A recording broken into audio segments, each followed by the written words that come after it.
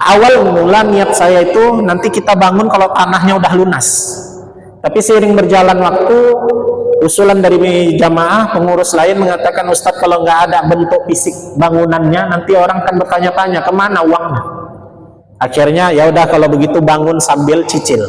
Terakhir yang punya tanah pun alhamdulillah memberi kerengganan, tidak mesti 10 juta per bulan, ada 5 juta pun kita bayar cicil. Makanya belum lunas sampai sekarang, sudah 2 tahun yang seharusnya sudah lunas. Jadi kami bangun, Pak.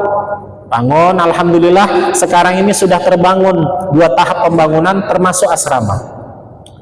Yang seharusnya tahun lalu orang sudah banyak mau masuk, kan anaknya saya bilang, mohon maaf kami pengurus tidak mau menerima santri kalau asramanya belum selesai. Jadi saya bilang sama pengurus, saya mau selesaikan dulu asrama. Setelah selesai asrama, siapkan semua isinya. Jadi kamarnya di keramik dulu, kemudian pasang kipas angin kalau nggak bisa AC, siapkan lemarinya, siapkan tempat tidurnya, baru anak-anak yatim itu tinggal masuk aja. Saya tak mau nanti kesannya bangunan belum selesai kita terima santri, terakhir anak-anak santri itu di video nanti tidurnya sembarang-sembarangan, akhirnya itu dijadikan alat untuk menarik simpati orang menyumbang. Itu eksploitasi santri namanya. Saya tak mau begitu. Jadi santri yang kami terima itu tak perlu lagi beli tempat tidur, tak perlu lagi beli lemari, sudah datang bawa badan saja, Pak. Sudah kita siapkan di sana. Makannya gratis. Jadi banyak sekali juga sangkaan-sangkaan yang sampai ke kita dan bertanya, dan itu kita jawab langsung.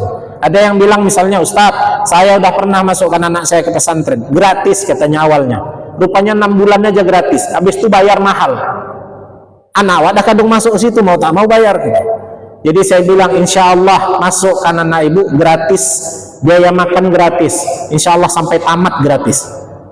Biaya sekolahnya SPP-nya gratis, sampai tamat gratis.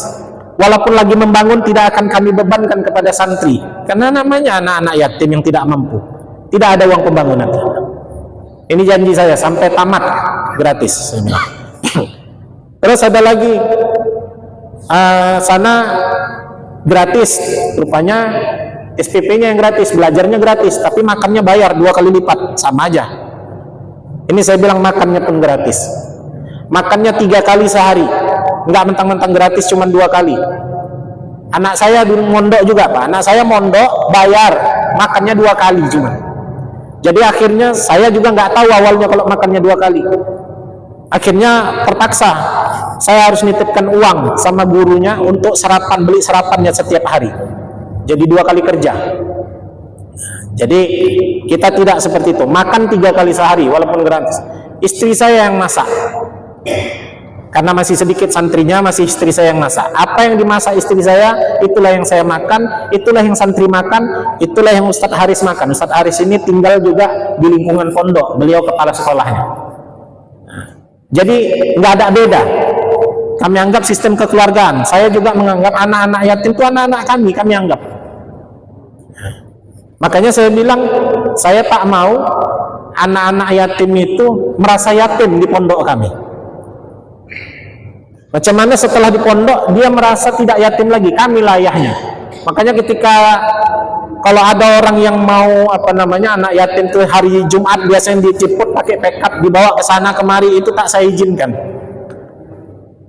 Bukan tak boleh nyumbang, saya bilang kalau mau nyantun anak yatim silahkan, tapi datang ke pondok. Kalau anak yatim dibawa ke pickup di sana, didirikan di panggung, dijajarkan di panggung, disantuni, mereka kan tetap merasa yatim. Tapi kalau mau ngundang ngajak makan silahkan, ngajak makan bersama anak yatim silahkan, tak masalah. Cuman jangan dipajang lagi anak-anak itu, gitu maksud saya. Saya kasih, saya bawa keluar. Memang kadang kami bawa, malam ini tak kami bawa. Kadang kami bawa, tapi bukan untuk diam. Dibawa setakat ikut duduk diam aja, duduk manis. Jadi kemudian bapak-bapak orang-orang tua kami yang dirahmati Allah Subhanahu wa taala. Jadi memang murni kami bekerja membangun pondok ini memang fokus. Bangunan sekarang kami sedang membangun untuk dapur umum santri dan bangunan tahap 3 yaitu aulanya dan kelas-kelasnya ke depan. Jadi asrama sudah selesai. Dan di asrama itu ada 12 kamar satu untuk kantor, satu untuk ruang kesehatan. Kalau santrinya sakit kita pisahkan, itu ruangan yang ber-AC biar tidak tercemar sama kawan-kawannya dan tidak terganggu istirahatnya. Kemudian kami juga menyediakan ada 3 kamar kami sediakan Pak untuk santri orang tua. Jadi beranjak dari pengalaman saya sejak diajak gabung sama Pak Irfan di banyak organisasi, melihat orang-orang yang selama ini biasanya di pasaran, tentunya kan ada keinginan hati itu untuk mendekatkan diri kepada Allah. Cuman kadang bingung tempatnya di mana. Ada juga jemaah-jemaah kita yang pensiunan yang bilang ngaku sendiri, Ustadz aku belum bisa baca Quran, Ustadz aku belum bisa sholat. Padahal maaf cakap dia pengurus masjid. Saya tanya, Bapak tapi pengurus masjid? Dia bilang, ya aku ngurusi masjid aja, ngurusi badan belum. Jadi di sana beranjak dari situlah kami sediakan 3 kamar di sana. Orang-orang tua yang mau mondok kami persilahkan. Mau belajar apa? Mau Quran, kita fokuskan belajar Qurannya. Kemudian mau belajar apa? Belajar sholat kita fokuskan. Dan tidak digabung sama santri. Kalau perlu ustadznya yang datang ke kamar. Jadi kesannya beliau itu datang sebagai tamu saja di pondok itu. Jadi nggak malu sama-sama santri yang lain. Berapa biayanya? Kami gratiskan juga. Makan kami kasih.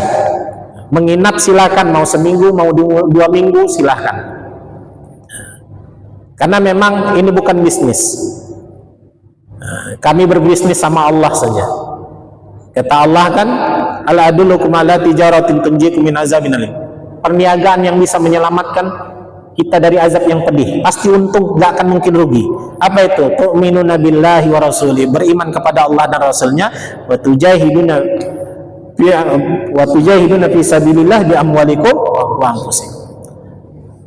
Jihad di jalan Allah dengan harta dan diri.